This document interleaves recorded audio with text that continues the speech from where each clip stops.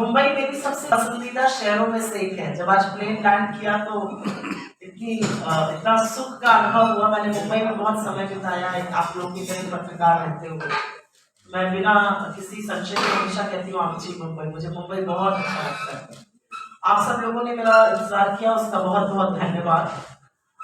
Press वार्ता करने के 2-3 प्रमुख कारण हैं। आज ये देश चुनाव के मुहाने पर है, चुनाव की दहलीज पर है। 2 चरण हो चुके हैं, 5 चरण बाकी है। कुछ बड़े संदेश 2 चरणों से आ चुके हैं, कुछ मुद्दे बड़े बन चुके हैं, कुछ बेफिक्री के मुद्दे चल रहे हैं। आप लोग सब लोग बैठ जाए।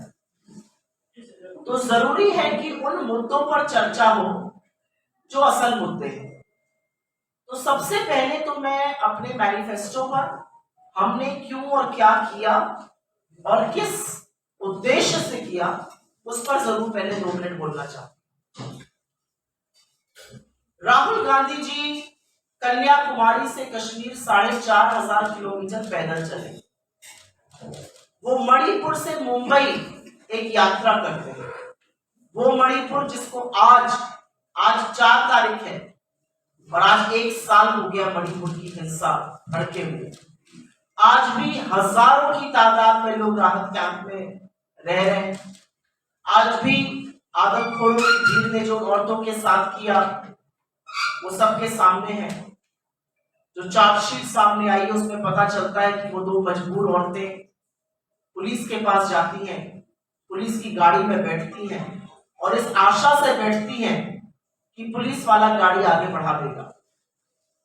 लेकिन बजाय गाड़ी आगे बढ़ाने के पुलिस वाले उसमें से उतर के भाग जाते हैं और उन 2 औरतों को आदमखोर की भीड़ के हवाले कर देते हैं। और बीरेंद्र सिंह की वो पुलिस भी बरकरार है और बीरेंद्र सिंह मुख्यमंत्री भी बरकरार है।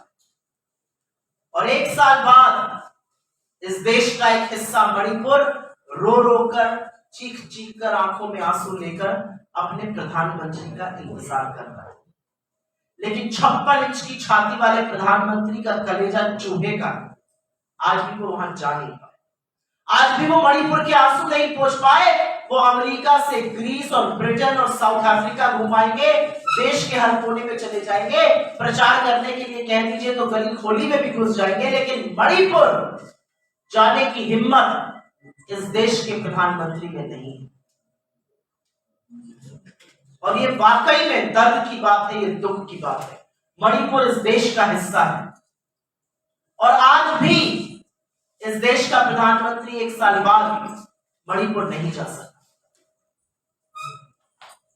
उस मणिपुर से मुंबई तक राहुल गांधी ने यात्रा की और कन्याकुमारी से कश्मीर और मणिपुर से मुंबई जब वो चले तो वो लाखों करोड़ों अजनबियों से, हर वर्ग, हर उम्र, हर पेशे के लोगों से मिले। वो आप जैसे युवाओं से मिले, वृद्धों से मिले, महिलाओं से मिले, पुरुषों से मिले, हर समाज, हर तबके, हर कास्ट, हर रिलीजन के लोगों से मिले। उनकी बातें सुनी, उनकी क्या आशाएं हैं, उनकी क्या आकांक्षाएं हैं, उनकी क्या अपेक्षाएं हैं, उनकी क्या महत्वाकांक्षाएं हैं, वो अपनी सरकार से क्या अपेक्षा रखते हैं, ये सुना, ये समझा। उनकी क्या दर्द है, उनकी क्या दुख है, उनकी क्या तकलीफें हैं, उनकी क्या आशंकाएं हैं, ये भी सुना। और उसके बाद 48 पन्नों का हमारा मैनिफेस्टो तैयार हुआ, जिस मैनिफेस्टो में इस देश के युवाओं की, इस देश की महिलाओं की, इस देश के किसानों की, इस देश के श्रमिकों की, इस देश के जवानों की, इस देश के सैनिकों की, इस देश के उन लोगों की जो हाशिए पर है, उनकी छाप है। इस पर छाप है सरहद पर तैनात उस जवान की, इस पर छाप है इस गर्मी में अपने खेत में फसल उगाते उस किसान की, इसमें छाप है उस युवा की जो नौकरी की गुहार लगा रहा है, इसमें छाप है उस महिला की जो उत्पीड़न के खिलाफ आवाज उठा रही है। 5 बड़े स्तंभ हमारे मैनिफेस्टो के हैं: युवा न्याय, नारी न्याय, किसान न्याय, श्रमिक न्याय और हिस्सेदारी न्याय। और हम बड़ी बड़ी बातें नहीं करते हैं, हम जुमले नहीं फेंकते हैं, हम ऐसी बातें करते हैं जो हो सकती है। हमने अध्ययन किया, हमने बजट्स पढ़े, हमने देखा किस चीज के लिए कितना बजट चाहिए होगा, कहां से पैसा आ सकता है, क्या प्राथमिकता है, और फिर हमने वादा किया है। और मैं क्रमवार तरीके से अपने सारे न्यायों पर बोल देती हूँ 2 मिनट। युवा न्याय में और ये 10 साल में उपजी हर उस समस्या का जवाब है जो नरेंद्र मोदी की सरकार की अकर्मण्यता, उनकी विफलता का जीता जागता सबूत है। इस देश में 65% आबादी 35 वर्ष से कम आयु की है।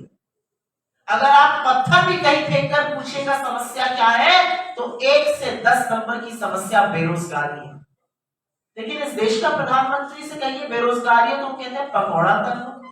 साहब पकौड़ा भी तल लेंगे, लेकिन पकौड़ा तलने का तेल जो 90 पर था वो भी आप 220 पर ले आए। जो गैस 400 की थी उसको भी 1100 पार करा दिया, आटा और दही पर भी जीएसटी लगा दिया, तो पकौड़ा तलने में भी दिक्कत है साहब। बेरोजगारी जिस देश में समस्या है, वहां पर रोजगार की कोई बात ही नहीं हो रही है। 10 साल बाद सरकार में रहने के बाद सरकार को अपना ब्यौरा देना चाहिए, अपना रिपोर्ट कार्ड देना चाहिए, दिखाना चाहिए हमने ये काम किया है, ये कीर्तिमान स्थापित किया है। इसके मुद्दे पर आपसे वोट मांगते हैं। सरकार निर्मटा सन्नाटा। मोदी जी को म से महंगाई, म से मणिपुर, म से महिला सुरक्षा नहीं नजर आ रही है। उनको म से मुस्लिम लीग, म से मीट, म से मछली, म से मुर्गा। ये क्या हो गया देश के प्रधानमंत्री को? 10 साल सत्ता में रहने के बाद क्या उम्र हावी हो गई है इस देश के प्रधानमंत्री पर? आज सवाल इस बात का है। लेकिन मैं वापस अपने मैनिफेस्टो पर जाऊंगी। हमें लगा बेरोजगारी बहुत बड़ी समस्या है और हमने अपने मैनिफेस्टो में डंके की चोट पर कहा है कि 6 महीने के अंदर 30 लाख जो रिक्त सरकारी पद है उनको भरेंगे। जो लोग इम्तिहान देते हैं, उत्तर भारत में आप में से जो कुछ उत्तर भारतीय होंगे वो जानते हैं, हिंदी हार्टलैंड की बहुत बड़ी समस्या है पेपर लीक। माँ बाप एक रोटी रात की कम खाते हैं कि बच्चा पढ़ जाए, बच्चा पढ़ देता है, गाजर मूली की तरह बसों ट्रेनों में ठूस कर जाता है, एग्जाम देता है, पता चलता है इम्तिहान का पेपर लीक हो गया। पेपर लीक के खिलाफ कड़ा कानून बनाएंगे जिससे हाड़ कांप जाए उन लोगों की जो पेपर लीक करना चाहते हैं। हमारी बात है कि हम 1 साल के लिए डिग्री और डिप्लोमा धारकों को स्टाइपेंड देंगे। अप्रेंटिसशिप एक्ट के अंतर्गत 1 लाख रुपए सालाना, मतलब 8500 रुपए महीने का एक स्टाइपेंड देंगे, जिसका लाभ डिग्री और डिप्लोमा धारक उठा सकते हैं। और हमारा सबसे बड़ा कमिटमेंट है कि हम सेना को भाड़े पर नहीं चलने देंगे। सेना का काम ठेके पर नहीं हो सकता है। इस देश की भूभागीय अखंडता के लिए जो लड़का जैसलमेर की रेत में, तपती रेत में खड़ा है, जो सैनिक सियाचिन की हड्डी गलाने वाली ठंड में खड़ा है, जो चिरापुंजी की वर्षा में खड़ा है, वो भाड़े पर, वो ठेके पर नहीं खड़ा है। वो अपने प्राणों का बलिदान देने के लिए तैयार है। और ऐसे लोगों को आप कहते हैं 4 साल की नौकरी देंगे। कितनी विडंबना है। 73 साल का प्रधानमंत्री आपसे 5 साल और मांग रहा है और देश के 24 साल के युवा को कह रहा है तुम्हें 24 में रिटायर कर दूंगा। ये कहां का न्याय है? तो हम अग्निवीर को पूरी तरह से खत्म करेंगे और उसकी जगह जैसे पुरानी बहाली होती थी, पुरानी नियुक्ति होती थी सेना में, वो नियुक्ति करेंगे। ये युवा न्याय का स्तंभ है। मैं नारी न्याय के बारे में बात करना चाहती हूँ। प्रधानमंत्री के भाषणों में आपको नारी अभिवादन, नारी वंदन, बेटी बचाओ बेटी पढ़ाओ ऐसी बातें सुनाई देती है। लेकिन 14 अप्रैल को प्रधानमंत्री मैसूरू में थे। वो वोट मांग रहे थे प्रज्वल रेवन्ना के लिए। प्रज्वल रेवन्ना उनका और जेडीएस का संयुक्त उम्मीदवार है। प्रज्वल रेवन्ना एचडी देवगौड़ा का पौत्र है। प्रज्वल रेवन्ना एक राक्षस है, एक दरिंदा है। 3000 से ज्यादा जिसके वीडियो है, जिसने कितनी ही महिलाओं का यौन शोषण किया, मास रेप किया है उसने महिलाओं का, और उनको रिकॉर्ड किया है। सैकड़ों महिलाओं की जिंदगी तबाह की है। उसमें नाबालिग बच्चियां हैं, उसमें 63 साल की एक औरत है जो हाथ जोड़ के गिड़गिड़ा रही है मेरे साथ ऐसा मत करो। उसके घर में काम करने वाली औरतें, उसकी पार्टी की कार्यकर्ता, उसकी पार्टी की जिला पंचायत की सदस्य, ये कैसा दरिंदा है? और क्या मोदी जी को इसके बारे में पता नहीं था? मोदी जी सब जानते थे। वो जानते थे क्योंकि मोदी जी के पार्टी के नेता ने दिसंबर में उनको, अमित शाह को और नड्डा को चिट्ठी लिखकर इसके बारे में अवगत कराया था। देवराज गौड़ा ने जनवरी में प्रेस कॉन्फ्रेंस करी थी। अमित शाह मैसूरू में फरवरी और मार्च में थे। वहां पर एसटी रामास्वामी और तमाम विधायकों और पूर्व विधायकों ने कहा था ऐसे आदमी को अपना उम्मीदवार मत बनाइए, ये दरिंदा है, ये राक्षस है। उसके बाद भी उम्मीदवार बनाया, और सिर्फ उम्मीदवार नहीं बनाया, मंच साझा किया, प्रशंसा की, उसकी पीठ थपथपाई और लोगों से कहा एक एक वोट जो आप प्रज्वल रेवन्ना को देंगे उससे मेरी मजबूती होगी। यह है इस देश का प्रधानमंत्री। इस देश का प्रधानमंत्री मेडल आने पर कहता है ये लड़कियां मेरे घर की बेटी है, और जब उन लड़कियों के ऊपर कोई हाथ उठाता है, जब उन लड़कियों का यौन शोषण होता है, तो प्रधानमंत्री यौन शोषण करने वाले के साथ खड़े होते हैं, लड़कियों को सड़कों पे घसीटने देते हैं। प्रधानमंत्री मणिपुर नहीं जाते, मणिपुर पर 36 सेकंड बोलते हैं। यह है इस देश का प्रधानमंत्री, और इसलिए जरूरी है कि आधी आबादी की बात की जाए। महिलाओं की सुरक्षा एक मुद्दा है और उनको स्वावलंबी बनाना उसी का हिस्सा है। जितनी महिलाएं नौकरी में आएंगी, जितनी महिलाएं वर्कफोर्स में आएंगी, जितनी महिलाएं कामकाज करेंगी, उतना सुरक्षित ये समाज उनके लिए होगा। इसीलिए हमने एक लीप ऑफ फेथ, जिसको अंग्रेजी में कहा जाता है, एक बड़ा निर्णय लिया है कि हम आधी से ज्यादा 50% सरकारी नौकरियां जो आएंगी वो महिलाओं के लिए रिजर्व करेंगे। हम महालक्ष्मी योजना के अंतर्गत, जो कर्नाटका और तेलंगाना में बहुत अच्छे से चल रही है, गरीब परिवार की महिलाओं के खाते में 8500 रुपया महीना, मतलब 1 लाख रुपए साल का डालेंगे, जिससे वो समृद्ध बनेगी, उनकी परिवारों की शिक्षा का, स्वास्थ्य का स्तर बढ़ेगा। हम मैत्री, अधिकार मैत्री की बात कर रहे हैं। कितने ही कांड हो जाते हैं गांवों में, तहसीलों में, हर पंचायत में एक अधिकार मैत्री होगी जो महिलाओं को उनके हक की बात बताएगी, जो महिलाओं को बताएगी उनके कानूनी अधिकार क्या है। और अब मैं बात करना चाहती हूँ किसान न्याय की। ये देश अन्नदाताओं का देश है। इस देश में नारा दिया गया जय जवान जय किसान। इस देश में किसान को देखकर सिर अपने आप श्रद्धा से झुक जाता है, क्योंकि हमारे और आपसे ज्यादा कलेजा, ज्यादा कुव्वत और ज्यादा साहस एक किसान में होता है। वो फसल बोता है, फसल की सुरक्षा करता है, और उसके बाद जब आंधी आ जाती है, ओले पड़ जाते हैं, बारिश हो जाती है और फसल पूरी तरह से चौपट हो जाती है, तो वो घबरा कर भागता नहीं, वो धरती का कलेजा फाड़कर फिर से फसल बोता है और हमारा और आपका पेट काटता है। उस किसान की एक मांग है, और वो मांग है एमएसपी की। इस देश के प्रधानमंत्री ने 700 किसान शहीद होने दिए अपने अहंकार, अपने दंभ के चलते, काले कानून लाकर। और फिर जब नाक रगड़ के कानून वापस किया गया और उनके ही साथी ने, सत्यपाल मलिक ने कहा 700 किसानों की शहादत हुई है, तो इस देश के प्रधानमंत्री ने कहा मुझे क्या, मेरे लिए थोड़ी मरे। किसान फिर से दिल्ली आना चाहते थे। दिल्ली हमारी, आपकी, किसानों की, मजदूरों की उतनी ही है जितनी सत्ता में बैठे हुए लोगों की। उन किसानों के रास्ते खुदवा दिए, उनकी सड़कों पर कीले गुड़वा दी, उनके ऊपर आंसू गैस के गोले छोड़े। कौन है ये किसान? ये सिर्फ अन्नदाता नहीं है, ये उन जवानों के, उन सैनिकों के माता और पिता हैं जो सरहद पर रहकर हमारी रक्षा करते हैं।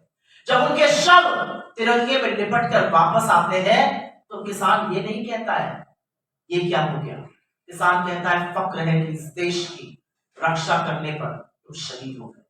उस किसान पर आपने लाठियां बरसाई है, उस किसान को आपके लोगों ने मवाली, गुंडा और आतंकवादी कहा है। तो हम ये वादा करते हैं किसानों से कि एमएसपी की कानूनी गारंटी देंगे, लीगल गारंटी देंगे, खेती को जीएसटी से मुक्त करेंगे, जो खेती पर बीज, कीटनाशक, खेती के उपकरण पर जीएसटी लगता है उससे मुक्त करेंगे। और हम 16 लाख करोड़ मित्रों का नहीं, किसानों का माफ करेंगे। किसानों की कर्जा माफी कांग्रेस और यूपीए की सरकार ने पहले भी करी है और दोबारा से भी करेंगे। इस देश में हर घंटे 2 किसान आत्महत्या करते हैं क्योंकि उनके ऊपर कर्जे का इतना बोझ है। श्रमिकों की बात करना चाहती हूं, ये हमारा चौथा स्तंभ है और ये बात करनी जरूरी है। श्रमिकों की बात मैं ये जरूर कहूंगी कि जब कोविड आया और मुंबई से तमाम जगहों पर जहां पर लोग काम करने आते हैं, 24 घंटे के अंदर तुगलकी फरमान आ गया, घर चले जाओ वापस। लोग पैदल सड़कों पर चिलचिलाती धूप में पैरों में फपोले लिए, छाले लिए, अपने घर वालों के हाथ पकड़ के पैदल चल रहे थे। वो कौन लोग थे? वो इस देश का हिस्सा नहीं है। वो गरीब, वो मजदूर जो अपने हाथों से इस देश को बनाता है, उसको आपने पैदल सड़कों पे चलवाया। उन श्रमिकों के लिए हम वादा करते हैं कि मनरेगा से हमने ग्रामीण भारत की तस्वीर बदली थी, अब हम मनरेगा का मानदेय 400 रुपए करने जा रहे हैं प्रतिदिन का। हम उन श्रमिकों से और इस देश के लोगों से वादा करते हैं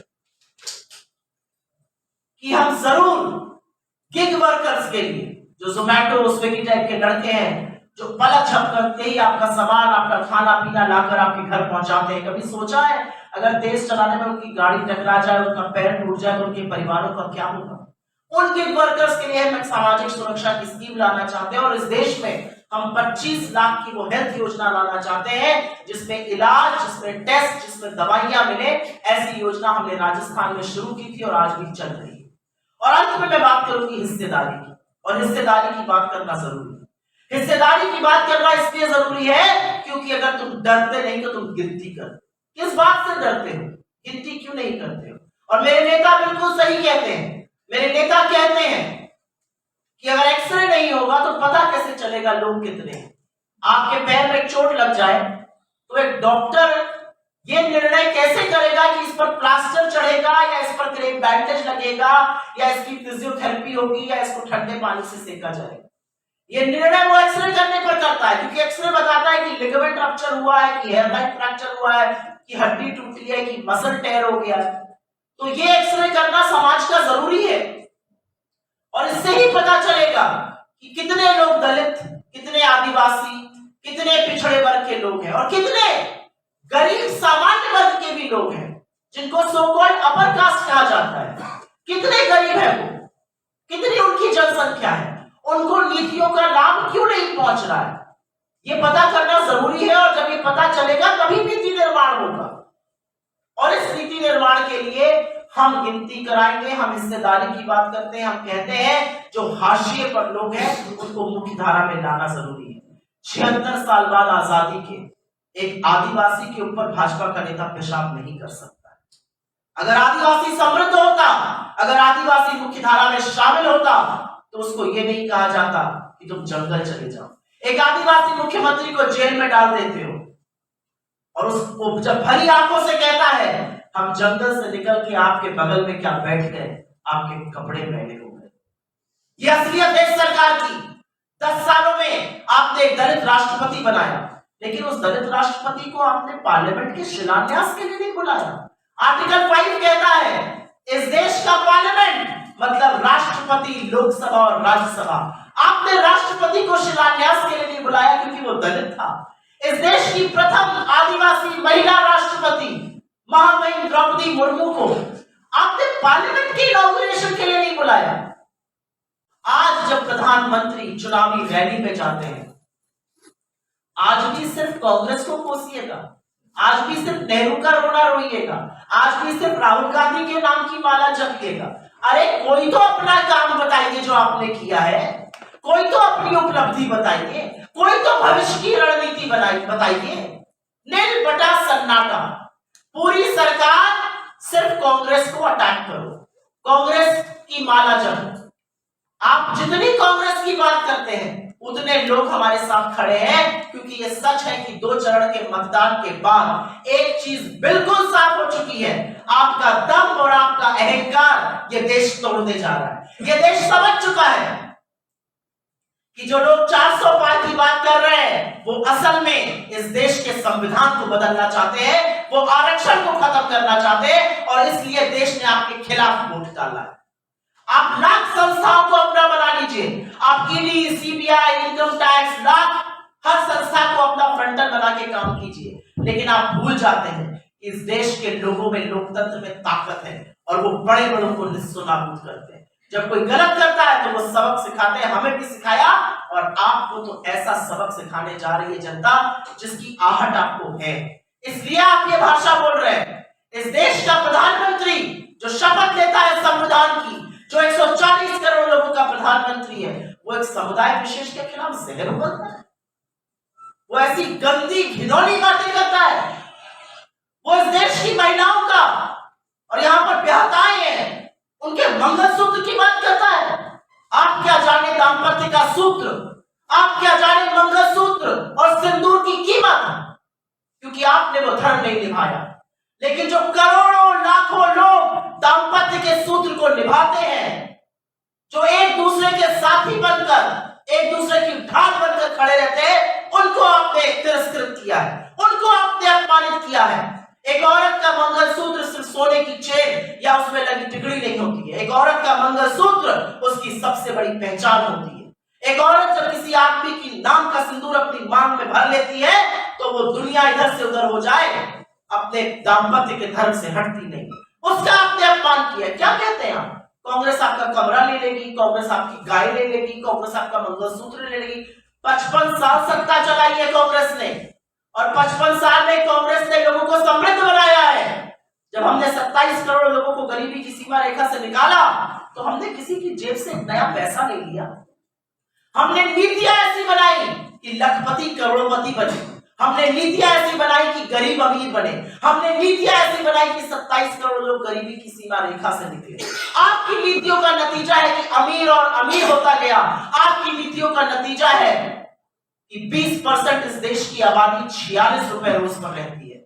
आपकी नीतियों का नतीजा है कि 2 युवा और 2 किसान हर घंटे आत्महत्या कर रहे हैं। आपकी नीतियों का नतीजा है कि अगर इस देश के 80 करोड़ लोगों को मुफ्त का राशन ना दीजिए तो वो लोग भूखमरी से मर जाए। मेरे देश को आप इस कगार पर ले आए। तो कांग्रेस के बारे में भ्रांति और भ्रम फैलाना बंद कर दीजिए, अपनी बातें कीजिए। और मुंबई और महाराष्ट्र में हूं तो यहां की बात ना हो वो गलत होगा, यहां की बात अधूरी नहीं रहनी चाहिए। जो लोग मुंबई में मुंह पर और नाक पर रुमाल रखते हैं क्योंकि उनको कोयले के क्षेत्र में बदबू आती है, वो आपका प्रतिनिधित्व करेंगे? कोयली जो इस जगह के असली मूल निवासी हैं, उनसे आपको घिन आती है, उनसे आपको बदबू आती है, और आप चले नुमाइंदगी करने। ये है वो लोग और ये है इनका असली चाल चरित्र और चेहरा। जब तक हमारी सरकार रही बड़े बड़े प्रोजेक्ट्स मुंबई आते रहे। हमारी सरकार क्या गई, सबका सब गुजरात चला गया। चाहे वो टाटा एयरबस की मैन्युफैक्चरिंग फैसिलिटी हो, चाहे वो फॉक्सकॉन हो, चाहे वो वेदांता हो, बड़े बड़े धंधे, बड़ी बड़ी फैक्ट्रीज, बड़े बड़े कारखाने मुंबई से महाराष्ट्र से छीनकर गुजरात। ये कैसा न्याय है? और क्या कर रहे हैं आपके डेप्यूटी के चीफ मिनिस्टर और उनके 2-2 डेप्यूटी चीफ मिनिस्टर? क्या कर रहे हैं ये लोग? क्यों नहीं महाराष्ट्र और मुंबई का हक मांग पा रहे हैं? क्यों नहीं खड़े हो जाते और कहते हैं कि नहीं, ये निवेश यहां के लिए आया है, हमारे युवाओं को, हमारे बच्चों को नौकरी मिलेगी इस निवेश से, आप इसको गुजरात लेकर नहीं जा सकते? क्यों नहीं कह पाते हैं ये लोग?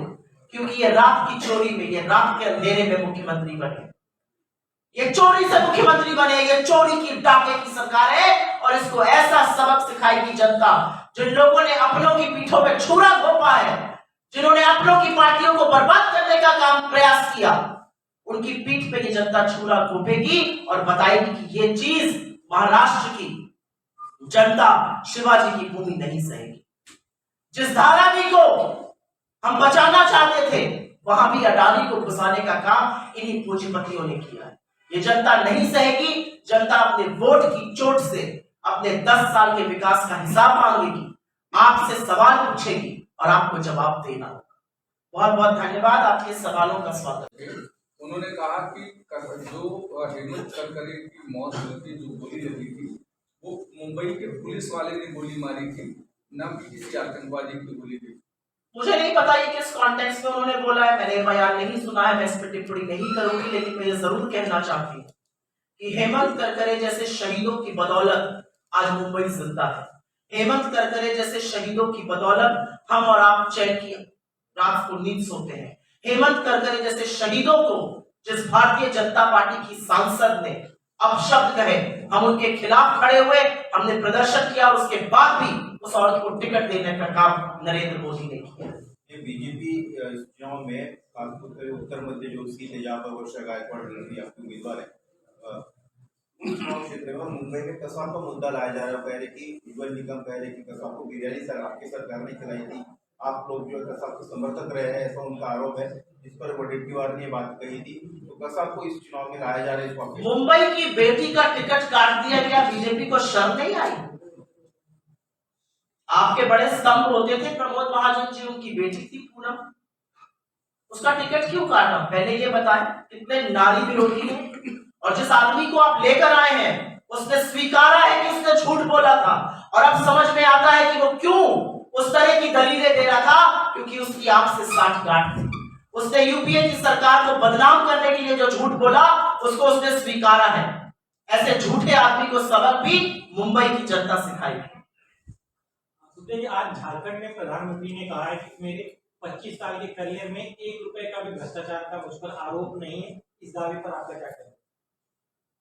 मोदी जी जब सवेरे उठते हैं तो आईना देखते हैं, उस आईने में उनको अपना अक्स नहीं नजर आता है, उस आईने में उनको गौतम अडानी नजर आता है, उस आईने में उनको हर वो कानून नजर आता है जो उन्होंने एक व्यक्ति के लिए बनाया है, उस आईने में उनको नजर आता है कि कैसे फाइनेंस मिनिस्ट्री और नीति आयोग ने मना किया कि इतने सारे एयरपोर्ट एक आदमी को मत दीजिए, उसके बाद भी उन्होंने वो कानून बदला और अडानी को एयरपोर्ट दिया। उसके बाद उनको नजर आता है कि कैसे वो उसी अडानी के हवाई जहाज पे घूमते हैं, कैसे वो विदेशी दौरों पर जाते हैं, जब वापस आते हैं अडानी को वहां बड़े बड़े प्रोजेक्ट मिलते हैं, कैसे गरीबों को गरीब बनाया जाता है, उनकी आय कम होती है, 1600 करोड़ रुपए इनका मित्र दिन के कमाता है, हमारा किसान 27 रुपए कमाता है। तो मोदी जी भ्रष्टाचार पर एक शब्द बोल सकते हैं? मोदी जी भ्रष्टाचार पर बोल सकते हैं कि अडानी पर डरते क्यों है? अब तो सेबी ने भी बोल दिया कि सारी शेल कंपनीज अडानी की थी, मोदी क्यों नहीं करा पाए जांच? क्यों डरते हैं? ये जो मोदी अडानी का महा घोटाला है वो एक दूसरे के अब से एक दूसरे के पूरक है, ये असलियत है। इस देश में इतना बड़ा आरोप लगा, विश्व के लोग इसकी समीक्षा कर रहे हैं, विश्व की एजेंसीज और इंस्टीट्यूशंस ये पता करने का प्रयास कर रहे हैं कि कैसे हुआ, कितनी शेल कंपनी थी। प्रधानमंत्री चुप है।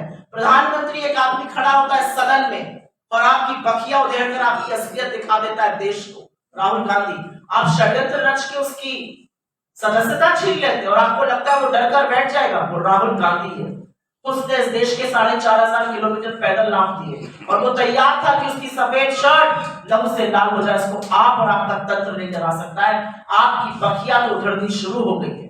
आपके जो भ्रष्टाचार के मामले हैं सब सामने आ रहे हैं, चाहे वो अडानी का घोटाला हो, चाहे वो तमाम और इश्यूज हो, चाहे वो आधार हो, चाहे वो हेर फेर किया गया हो, सब सामने आ रहा है।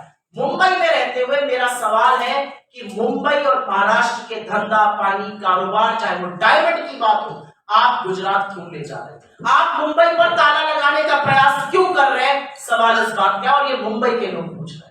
मैम, प्रचार के दौरान 2-3 सभाओं में मोदी जी ने ये भी कहा कि कांग्रेस के पास एक चश्मा है जिसमें सिर्फ मुस्लिम वोट्स दिखाई देते हैं, उसी की वजह से देश का नुकसान होता है। मोदी जी के पास एक चश्मा है जिसमें सिर्फ उनका प्यारा दिलरुबा गौतम अडानी दिखाई देता है, उसके आगे वो कुछ देख ही नहीं पाते हैं। उनको इस देश के गरीब, उनको इस देश के किसान, उनको इस देश की महिलाएं, उनको इस देश के युवा नजर नहीं आते। युवा प्रदर्शन करता है, उसको लाठियों से पिटवाते हैं। किसान प्रदर्शन करने के लिए दिल्ली आना चाहता है, उसकी सड़कों पर कीले बिछवा देते हैं। महिलाएं सुरक्षा की बात करती हैं, उसको छोड़ देते हैं। जंतर मंतर पर हमारी बेटियां पिट रही हैं, नरेंद्र मोदी ब्रजभूषण सिंह को बिठाकर मजे लूट रहे हैं। असलियत यह है, असलियत यह है कि इस देश का प्रधानमंत्री निर्लज्ज है। वो प्रज्वल रेवन्ना के लिए वोट मांगता है, औरतों के साथ नहीं खड़ा है।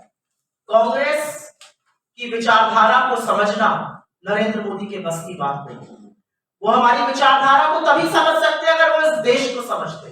अगर वो गांधी के साथ खड़े होते तो वो हमारी विचारधारा को समझ जाते।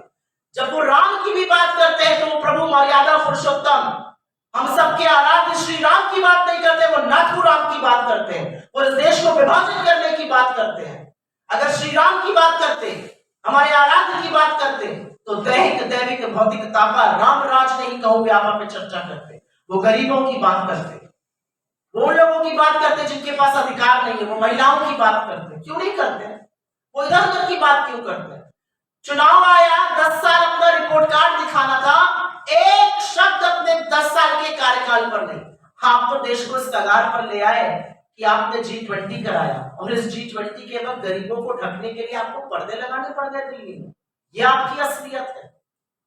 आपने ट्वीट किया जिसमें कहा है कि कांग्रेस का ऑर्डर दिए गए।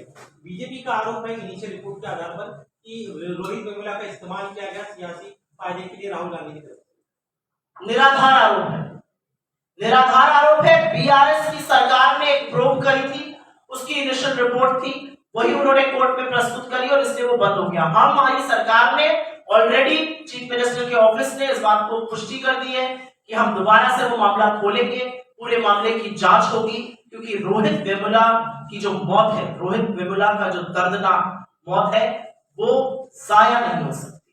और वो कहानी तमाम दलितों की, तमाम आदिवासियों की, तमाम वंचित शोषित समाज के बच्चों की है, जिनको उनका हक नहीं मिलता है, जिनको उनको समाज में वो जगह नहीं मिलती जिसको वो डिजर्व करते हैं। हमारी सरकार ने ऑलरेडी कहा है कि हम रीओपन करेंगे केस को। बीआरएस की सरकार ने ये गलत पाप किया था, हम रीओपन करेंगे और इसकी पुनः से समीक्षा की जाएगी।